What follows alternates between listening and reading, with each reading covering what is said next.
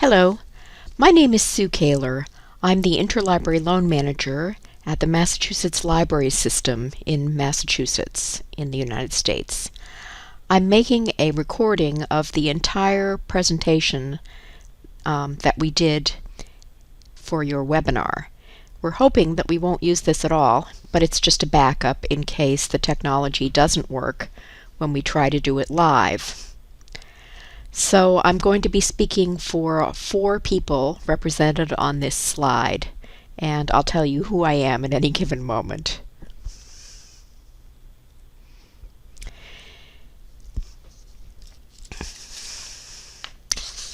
We'll begin today with some background on the Rethinking Resource Sharing Initiative prepared by Beth Posner, who is the head of Library Resource Sharing at the Graduate Center of the City University of New York. Beth is also a past chair of the initiative and the current chair of the Policies Committee, a joint committee of the Rethinking Resource Sharing and the American Library Association. As library resource sharing specialists, it is our job, our pleasure, and our challenge to connect people with the information they need. We do this regardless of the location or format of that information. And we do this because collaborating, both within and among institutions, to find new and better ways to share information and resources as effectively and efficiently as possible, helps us to facilitate information access, something that is so important to individuals and so beneficial to our shared global society. Clearly, users of smaller libraries and people without easy access to the Internet have a need for library resource sharing. But even information seekers who have access to the entire Internet at their fingertips and/or who have access to rich local library collections still turn to resource sharing specialists at all types and sizes of libraries for the interlending and document supply of loans and copies millions of times every year. And today, because of rapidly developing technologies, and because we are rethinking policies regarding what information we share and how we share it, we can successfully facilitate access to more information for more information seekers than ever before possible. There are many local, national, and international library associations, including Libraries Australia and the Rethinking Resource Sharing Initiative, that share the goal of facilitating access to information that helps people to learn, create, and grow. Our initiative is different and perhaps unique in that we are an ad hoc international group focused on rethinking the process that we know as interlending, document supply, interlibrary loan, library resource sharing, or just plain ILL. This rethinking initiative began in 2005 when a group of librarians, product vendors, and library technology specialists came together to write a discussion paper about technological changes that had occurred and that could influence the future of library information and resource sharing. Over 10 years later, the initiative participates in educational efforts that help librarians to rethink what they do and how they do it, and that encourages more innovative services and less restrictive policies, enabling more and easier library resource sharing. The group was created outside of existing library organizations purposefully so that we could move more quickly in making decisions and encouraging participation, regardless of library type, size, or location around the world. The initiative is vendor neutral, including and working with interested library vendors and technologists, as well as librarians. There are no fees for participation. We collaborate with library consortia and associations, such as IFLA and the ALA Rusa Stars, whose policy committee is the group that created and administers the STAR checklist that we'll discuss later on today. Our mission is Rethinking Resource Sharing, Inspiring Libraries, Empowering People, and our purpose is to foster an updated framework of cooperation and collaboration. We strive to do this by acting as a catalyst in the movement for systematic change, by working to become an influential think tank, defining and promoting resource sharing best practices, and by trying to inspire a change in attitudes about information access and services. We also encourage librarians to open up their collections and to find new ways to serve not just their local patrons, but all library users and information seekers. Since the Rethinking Resource Sharing initiative has been actively promoting library information sharing for 10 years, this is an appropriate time to reflect on both what we have achieved as well as what remains to be addressed. Our accomplishments include the development of our manifesto, which you'll hear more about momentarily, the sponsorship of several successful rethinking forums for resource sharing practitioners and technology specialists, the creation of an annual Innovation Award to showcase innovation in resource sharing, the establishment of a joint Rethinking Resource Sharing Policies Committee with STARS, which is the Sharing and Transforming Access to Services section of RUSA, the Reference and User Services Association, which is a division of ALA, the American Library Association. The development of 2 versions of the STAR checklist of best practices designed to encourage and reward implementation of access-oriented resource sharing services that we'll introduce you to later today, and participation in information standards development, including version 2.02 of the NISO Circulation Interchange Protocols and the new ISO standard, Information and Documentation, Interlibrary Loan Transactions. As for the work that still needs to be done, all of us who work in libraries know the satisfaction of connecting library users with needed resources. And we also recognize the many challenges to library information and resource sharing that remains. Most notably, in the last 10 years, e-resources have greatly increased, and librarians who want to share them confront limitations from restrictive license terms, varied technological platforms, and copyright laws. Equally important, library budgets have not increased, creating greater need for library resource sharing than ever. Another factor is that while it is now so much easier to find references to information online, and while much of this material is freely accessible online, there is still a significant amount that is only available in libraries or behind publisher paywalls. Therefore, it is not always easy or affordable to gain access to vital information resources, be they print or digital. Before we move on to discuss the STAR checklist, we want to introduce the concepts in the initiative's Manifesto for Rethinking Resource Sharing. By definition, a manifesto is a public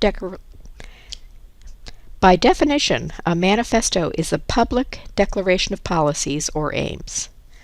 The word dates from the mid-17th century and is related to the Italian word manifestare, which means to show, and the Latin manifestus, which means to make clear. Popular usage may make us think of manifestos as revolutionary, like the 1776 Declaration of Independence, the 1789 Declaration of the Rights of Man and of the Citizen, and the 1848 Manifesto of the Communist Party. However, they do not have to be. There is, and always has been, continual evolutionary change in the world of libraries and library resource sharing. Certainly, digital information is revolutionary, but print information also still remains useful and used. And since rethinking the work we do in libraries is also a constant, changes in our work are generally more evolutionary than revolutionary. This does not mean that change has to be slow, but it can be incremental, sometimes making progress hard to perceive. Therefore, it is important to recognize that anything, however large or small, we can do to help information seekers by sharing more resources among libraries is valuable, not only to users of our own library, but to the global resource sharing community and to global society at large. So, the most recent second version of the STAR checklist is organized according to the 7 principles of the Rethinking Resource Sharing Manifesto. These principles are: 1.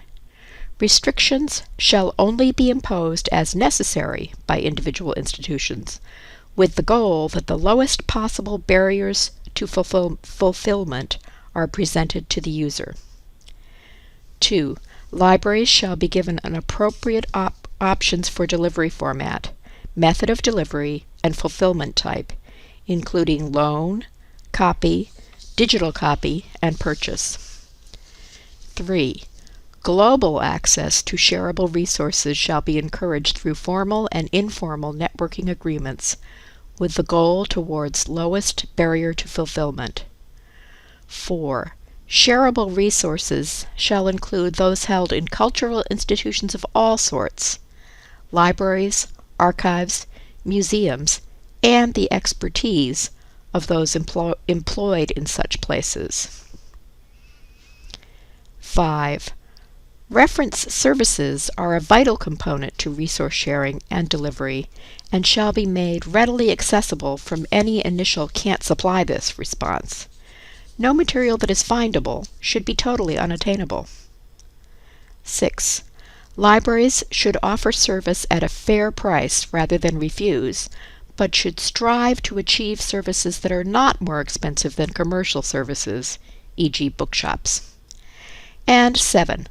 Library registration should be as easy as signing up for commercial web-based services. Everyone can be a library user.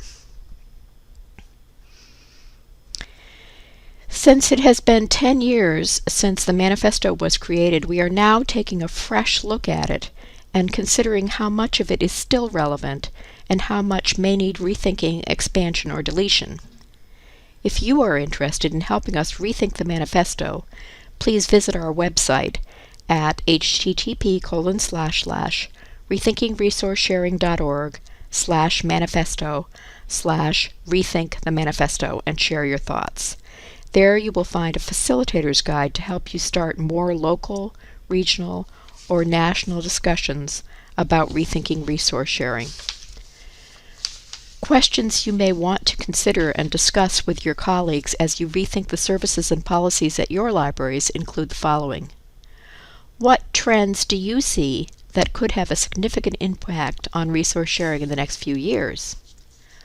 What user-centered services do you have in place that align with the principles of the manifesto? What solutions have you found to overcome barriers to achieving user-centered services? What other steps could libraries take to provide such services? What could help you provide more access-oriented services at your library? What are 1 or 2 steps that you could take in the near term to move your library towards more user-centered resource sharing services? And we hope, as you consider rethinking your own library resource sharing policies, in light of these 7 manifesto principles, you will also share with us any ideas that you'd like to see included as we all rethink our shared goals for library resource sharing now and in the future. We also welcome participation from everyone interested in rethinking resource sharing and improving access to information to library users and information seekers around the world. So if you are interested in learning more, in joining our discussion about rethinking library information sharing policies, or if you have any questions, please do visit our website and take our STAR checklist, which is the next thing we will look at. At the end of the slideshow, we include our emails, and we'd welcome your comments on anything. Now I'm going to become myself. Ta-da! I am Sue Kaler, the Interlibrary Loan Manager at the Massachusetts Library System. I borrow for about 500 smaller libraries in the state of Massachusetts, and many of them are public libraries. I oftentimes bring the perception of a smaller public library to my colleagues in the resource sharing community. In 2009, the Rethinking Resource Sharing Initiative held its fourth forum at OCLC in Dublin, Ohio. During this forum, a working group brainstormed ways to encourage resource sharing practitioners to evaluate their policies and procedures to be more in line with the principles of the Manifesto. The group decided that a checklist of best practices leading to a certificate and letter of recognition from the initiative would be helpful. By this point, the American Library Association RRSI STAR's Rethinking Resource Sharing Policies Committee had been established jointly with the Rethinking Resource Sharing Initiative, and that committee seemed to be the best group to carry this work forward. The Policies Committee began to work on a checklist of best practices that would encourage ILL specialists to rethink how they deliver ILL services. Thus, the STAR checklist is the outgrowth of a collaboration between the Rethinking Resource Sharing Initiative and ALA RRSI STARs. The first version of the checklist was released in 2011 and has been completed by about 100 libraries around the world, and you'll see a map of different libraries in a bit. However, since we wanted to add more items to the list almost immediately, work soon began on creating a second version, which was released in 2015. The second version is organized around the manifesto, as Beth already said. Although it was not always possible, we made a special effort in the second version of the checklist to be platform neutral, to speak to all types and sizes of libraries, and to speak to libraries throughout the world. Many libraries that had already taken version 1 of the checklist have also taken the updated version 2, believing that it makes sense to revisit their policies on a regular basis. What is the checklist and what can you do with it? It is a list of 100 best practices organized around the 7 principles of the Rethinking Resource Sharing Initiative Manifesto. Interested library staff can print out a PDF of the checklist and compare their resource sharing practices to it, indicating whether their services currently incorporate a given practice, earning 2 points, whether they plan to implement that practice in the next 12 months, earning 1 point, or do not do that practice, earning no points. The maximum score is 200 points. However, since the checklist is intended to be challenging, no library is expected to earn a perfect score. Instead, the hope is that forward-thinking libraries will earn at least 1 star, encouraging them to be proud of what they are currently doing, while giving them an incentive to try to do even more. I picked out a few random questions just to show you the kind of things that are included on the checklist in this slide. Libraries engaging in at least 60% of the best practices qualify for 1 star. Those engaging in at least 70% qualify for 2 stars. Those engaging in at least 80% qualify for 3 stars, and those engaging in 90% or more qualify for 4 stars. Once the checklist is scored, a certificate, such as this shown, and a letter recognizing the library's star status are sent to the appropriate contact to be displayed and shared with their library administration. Star libraries are also acknowledged on the Rethinking Resource Sharing Initiative website. The checklist also includes an additional unscored question that provides libraries with an opportunity to share information about innovative practices that are not currently part of the checklist. The primary purpose of the checklist is to serve as a catalyst for conversations regarding the practices of library resource sharing departments. We have tried to include best practices, practices that are on the cutting edge of what libraries could be doing in terms of resource sharing. Still, it is likely the case that not all of the checklist points are possible or appropriate for every library, or that something else will occur to you while you're thinking about the checklist. For example, one of the library symbols that I manage as a lender is comprised of 43 libraries scattered over an area covering 500 square miles. Materials must be sent to our office for onward shipping to the requesting library. Under these circumstances, our response time is not what I would like it to be, although we do our best. However, is it possible that we could do better if we rethink procedures and policies? For instance, could we negotiate with some of the biggest borrowers and lenders within that consortium and provide subsidies to them if they mailed items directly to the requesting library? That idea just popped into my head as I was thinking about this presentation in the summer. The whole point of the checklist is to help you and your colleagues think about why you are doing things the way you are doing them, and whether or not there might be a better way. It could be that your current practices make the most sense for your particular situation. However, something different might occur to you because you saw it in the checklist, or because an item there prompts you to think about something in a different way.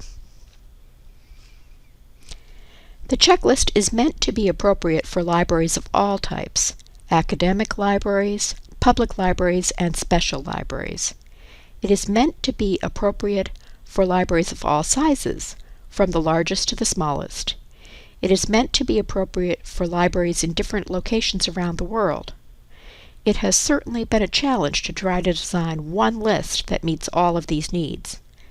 We are particularly appreciative for the chance to present to you in this webinar and invite your feedback in this regard. We hope that the process of completing the checklist is both interesting and challenging.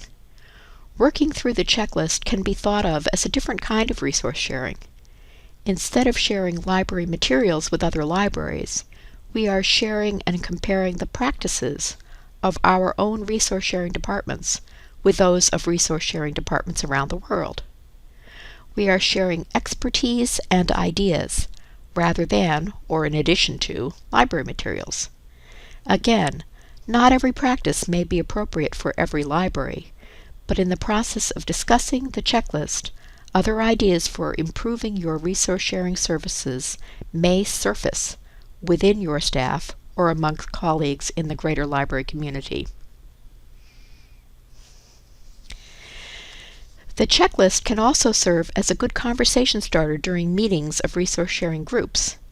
It can be used to help different library partners develop a common understanding of current practices and to brainstorm possible changes in those practices for the benefit of all. As you are about to hear, since its inception, the checklist has served as the focus of thought-provoking presentations and discussions in many places around the world.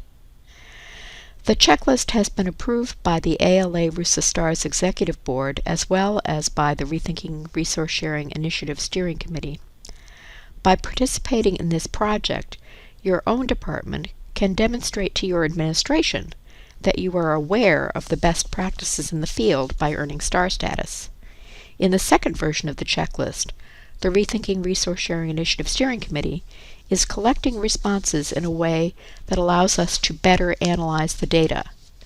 We are interested in answering a variety of questions, such as which practices are implemented by which types and sizes of libraries and in which locations?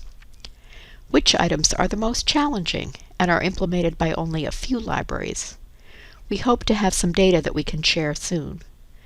We anticipate that resource sharing departments and consortia can use this data to persuade sometimes reluctant administrations that certain practices are now the norm for libraries of their type, or to gain recognition from supportive administrations for being leaders in the field ahead of the rest.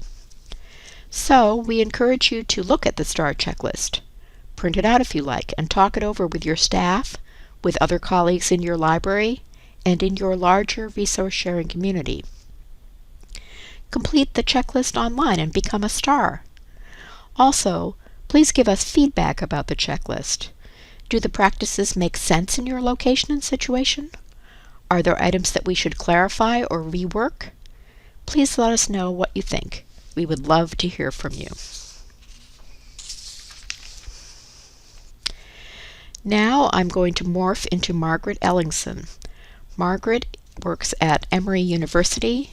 She is the head of Interlibrary Loan and Course Reserves at the Woodruff, Maine, and Health Sciences Libraries at Emory University in Atlanta, Georgia. I'm going to have a slight pause here for a sip of water.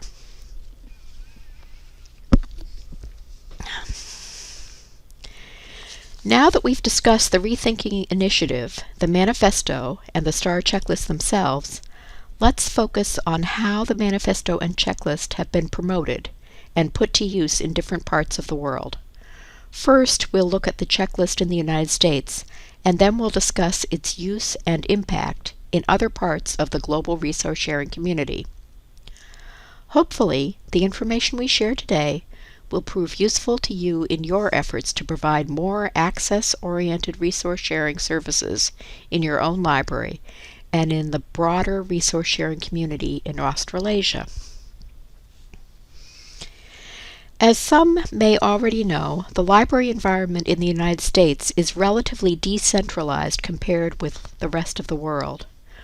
While the U.S. has long had national libraries for medicine and agriculture, the original mission of our de facto national library, the Library of Congress, was, as its name implies, to serve the information needs of the U.S. Congress.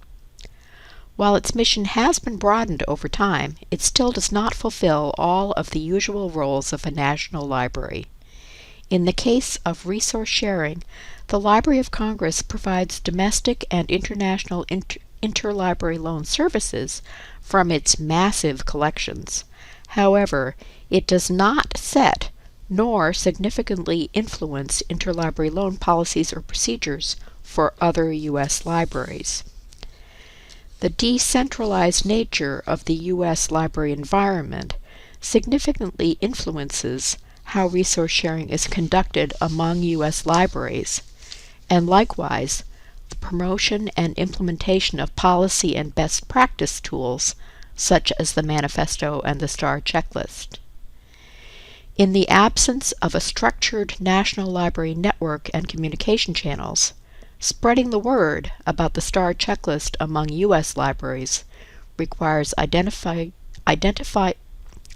and communicating through numerous online discussion lists, library associations, consortia, and other disparate library groups at the national, regional, state, and local levels.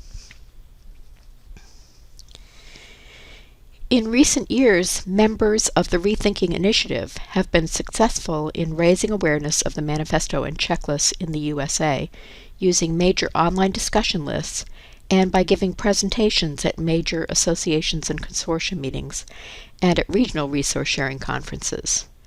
We have also targeted state and local library organizations in our respective geographic areas. Further penetration within the U.S. resource sharing community has been achieved in part by encouraging subscribers of major ILL discussion lists to share posts on other lists to which they subscribe. Since face-to-face and virtual presentations are part of the mix, we gladly share presentation materials not only amongst members of the Rethinking Resource Sharing Initiative, but also with anyone else willing to present in venues that we ourselves cannot reach. In short, in the decentralized U.S. library environment, it takes real ad hoc and grassroots efforts, well beyond the initiative itself, to achieve our goal of reaching ILL practitioners in all types and sizes of libraries throughout our very large country.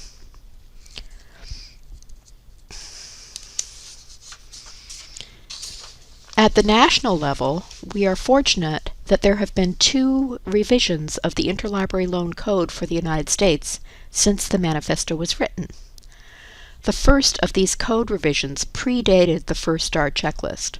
However, The most recent revision of the U.S. ILO Code and its explanatory supplement coincided with the development of the second checklist version. In both cases, Rethinking Resource Sharing Initiative Steering Committee members and others active in the initiative were also involved in code revision and brought a rethinking mindset to the process. While the U.S. ILO Code still generally reflects established rather than innovative resource sharing practices, language in the accompanying explanatory supplement definitely espouses more forward-thinking practices in line with the manifesto and checklist.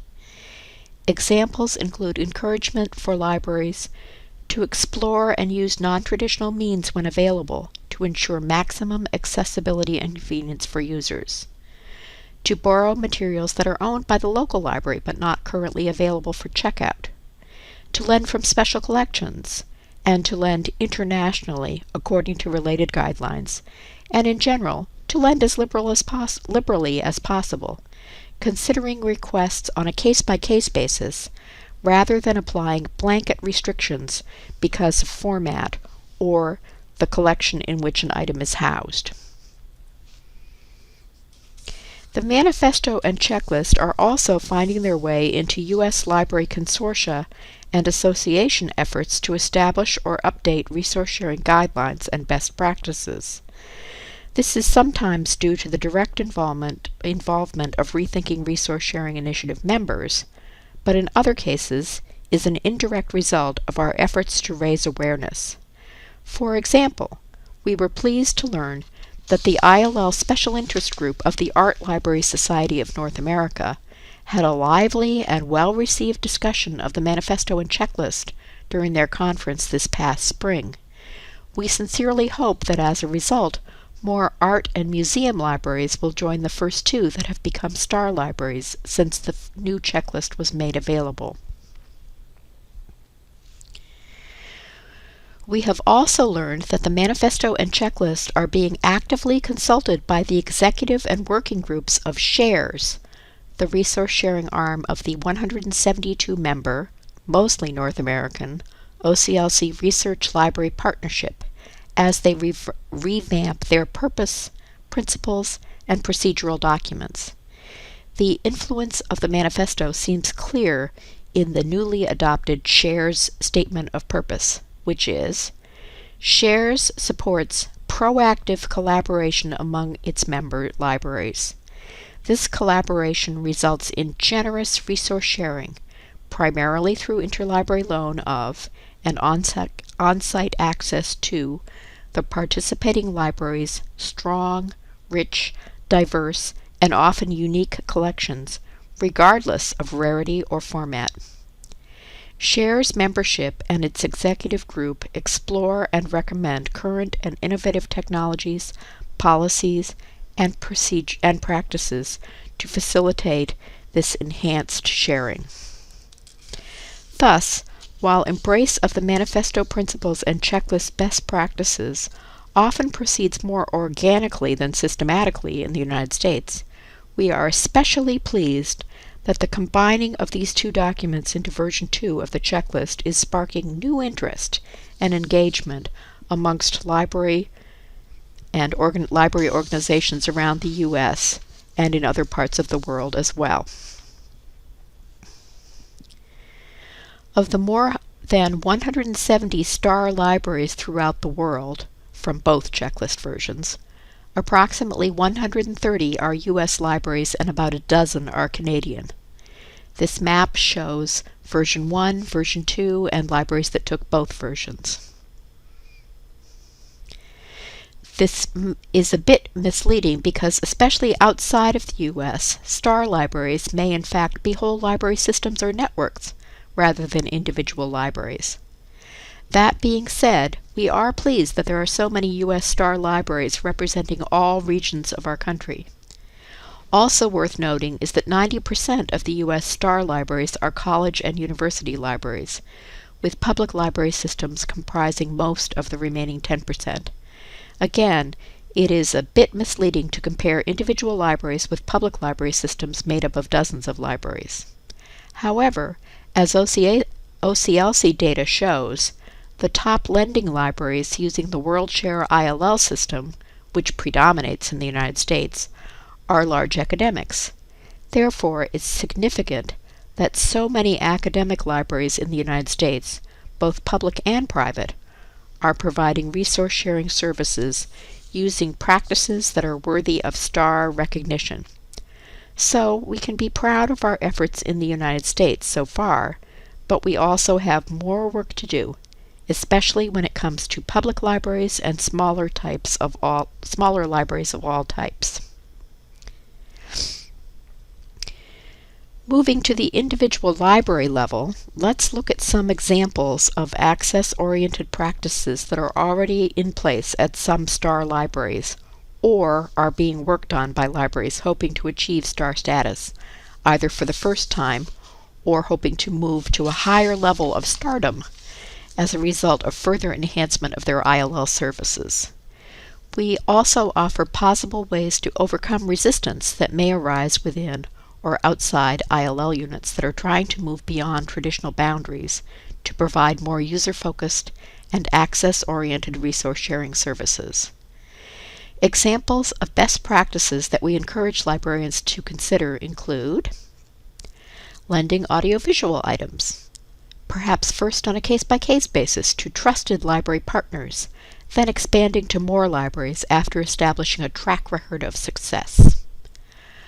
Providing ILL-based purchase on demand, beginning by buying requested items instead of borrowing in a limited way, perhaps with a lower price limit, narrow scope, and/or some review by collection managers, and, after a period of success with tighter limits, moving to a higher price limit, broader scope, and little or no outside review before purchase by ILL.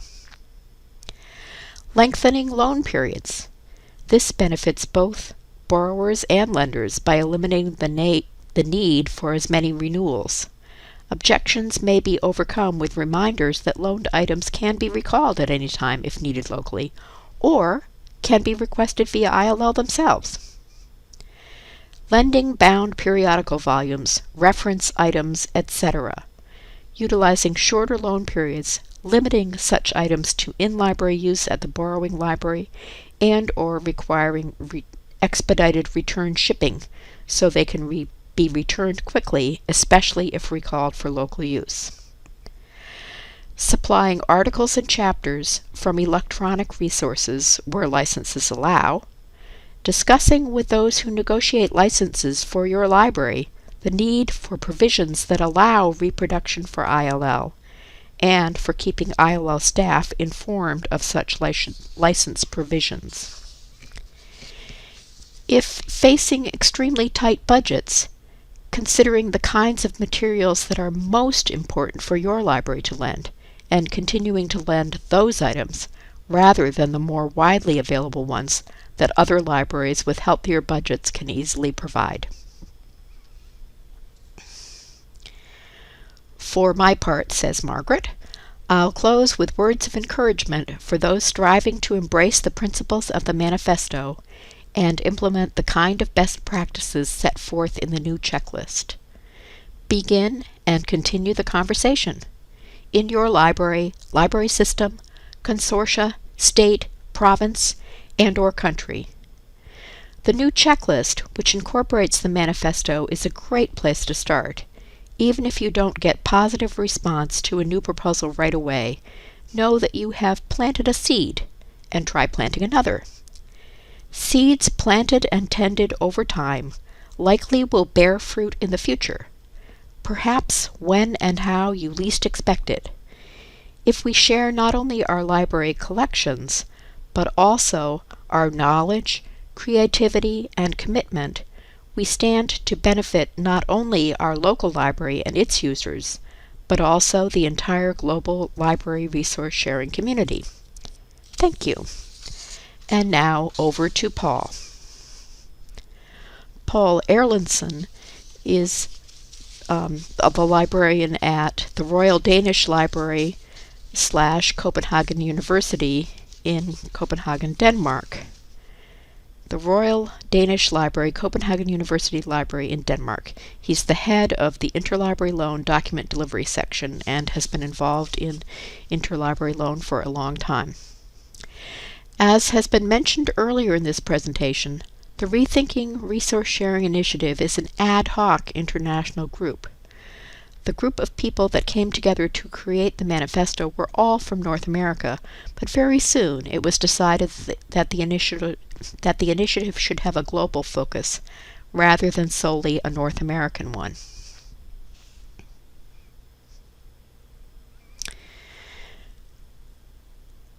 That is the reason why the manifesto was translated into 7 other languages than English, including Chinese, Czech, Danish, French, Italian, Portuguese, and Spanish. The translations of the manifesto reflect, to a certain extent, the countries that have been most engaged in this process of change, and we see the same picture when we look at which countries are represented in the list of star libraries. We are pleased that many ILL colleagues around the world have used the manifesto when developing and improving their services to local users. Today, I, Paul, would like to focus on Denmark and Australasia as examples of how the manifesto has inspired change and supported a new culture of resource sharing, so to speak, in 2 different ILL environments. Here's a map of European star libraries and one in the Middle East, and you'll notice that there are several in Denmark. First, let us take a look at what has happened in Denmark. A well-known quote states that something is rotten in the state of Denmark. This may very well be true. However, we have improved since Shakespeare put those words in the mouth of Prince Hamlet. I, Paul, have had a chance to participate in some of the earlier mentioned forums organized by the Rethinking Resource Sharing Initiative, and later became a member of the steering committee. This involvement prepared me to give presentations at various conferences in Denmark, and in that way engage the local Danish ILL community.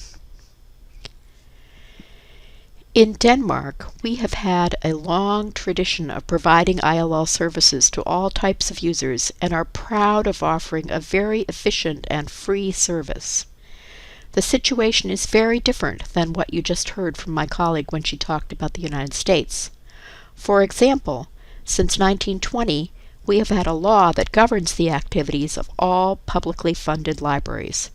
The most recent library law, from the year 2000, states, "Through participation in the general interlibrary loan services, the public libraries must endeavor to provide the user with such material as the library itself does not possess." The Danish Library Authority has, over the years, published revised editions of a set of principles and guidelines that help libraries fulfill this obligation by suggesting best practices, etc., based on the text of the law.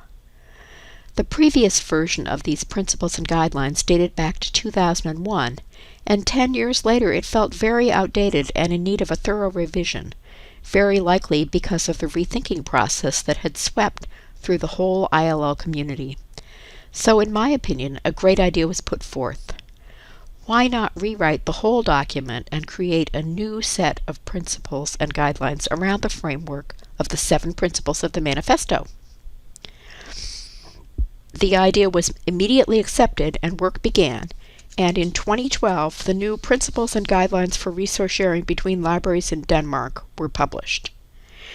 You may wonder how the principles stated in the manifesto are reflected in our new Principles and Guidelines. Let me give you an example. As previously noted, the first of the manifesto principles reads, "Restrictions shall only be imposed as necessary by individual institutions, with the goal that the lowest possible barriers to fulfillment are presented to the user." One barrier for the user could be that needed material is held by the user's home library but is out on loan, and therefore is not available to the user when requested. This barrier is eliminated in a very elegant manner when the principles and guidelines talk about the purpose of library resource sharing. Here it is very clearly stated that no library can be expected to hold every item needed by a user in its own collection. Also, the number of copies of a title held by a library may prove to be insufficient to meet the demand of users. So there is no doubt about it. It is perfectly okay to use interlibrary loan, also to obtain materials already held but not currently available, instead of having users wait unnecessarily for the local copy to be returned if it's available elsewhere.